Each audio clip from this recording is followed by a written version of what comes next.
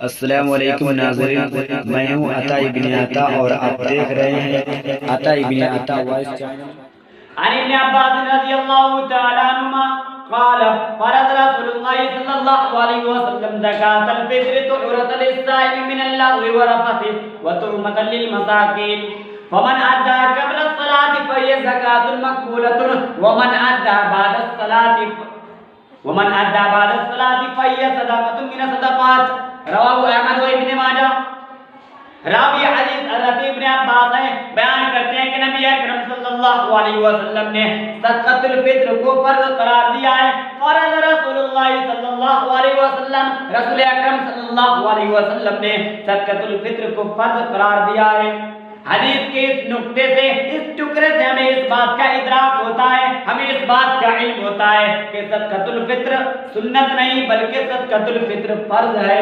فرض رسول اللہ صلی اللہ علیہ وسلم، رسول اکرم صلی اللہ علیہ وسلم نے صدقۃ الفطر کو فرض قرار دیا ہے۔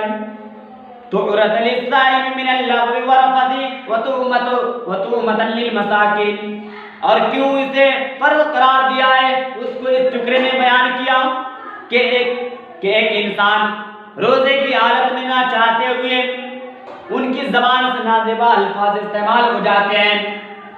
کل بنی آدم خطا، ان کے تحت ان سے خطا ہو جاتی ہے، ان کی زبان پھسل جاتی ہے، وہ غلطی کر جاتا ہے، نازیبا الفاظ ناپسندیدہ الفاظ استعمال کر دیتا ہے۔ ان کی تلافی کے لیے وَتُهْمَةً لِلْمَسَاكِينِ، اور مسکینوں کے کھانے کا انتظام کرنے کے لیے ان دونوں باتوں کو سامنے رکھتے ہوئے اللہ کے نبی صلی اللہ علیہ وسلم نے صدقۃ الفطر کو فرض قرار دیا ہے۔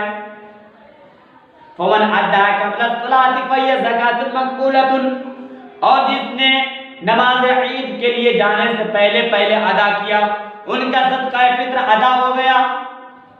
وَمَنْ أَدَّىٰ بَعْدَ الصَّلَاةِ فَهِيَ صَدَقَةٌ مِّنَ الصَّدَقَاتِ، اور جس نے نماز کے بعد یعنی نماز عید کے بعد ادا کیا، ان کا صدقہ فطر ادا نہیں ہوا، ان کا صدقہ فطر ایک عام صدقہ فطر ہے۔ ہمیں اس حدیث سے تین اہم مسائل کا ادراک ہوتا ہے کہ یہ صدقۃ الفطر فرض ہے، سنت نہیں، اور کیوں فرض قرار دیا ہے اللہ کے نبی صلی اللہ علیہ وسلم نے۔ روزے کی فرضیت کے، صدقۃ الفطر کے فرضیت کے مقصد کو اس میں بیان کیا کہ اس کا مقصد کیا ہے، صدقۃ الفطر کیوں فرض قرار دیا گیا ہے۔ تو فرض اس لیے کیا گیا ہے کہ روزے کے اندر جو ہم لوگوں سے غلطی ہوتی ہے اس کی تلافی ہو جائے اور مسکینوں کے کھانے کا انتظام ہو جائے۔ جو لوگ خوشحال ہیں وہ خوشی سے عید مناتے ہیں، لیکن جن کا معاشی حالت خراب ہے وہ لوگ بھی ہمارے ساتھ خوشی میں شامل ہو جائے، اس بات کو سامنے رکھتے ہوئے اللہ کے نبی صلی اللہ علیہ وسلم نے صدقۃ الفطر کو فرض قرار دیا۔ اور کب ادا کرنی ہے؟ تو نماز عید کے لیے جانے سے پہلے ادا کرنی ہے۔ اگر ہم نماز عید کے بعد ادا کرتے ہیں تو اس کا شمار صدقہ فطر میں نہیں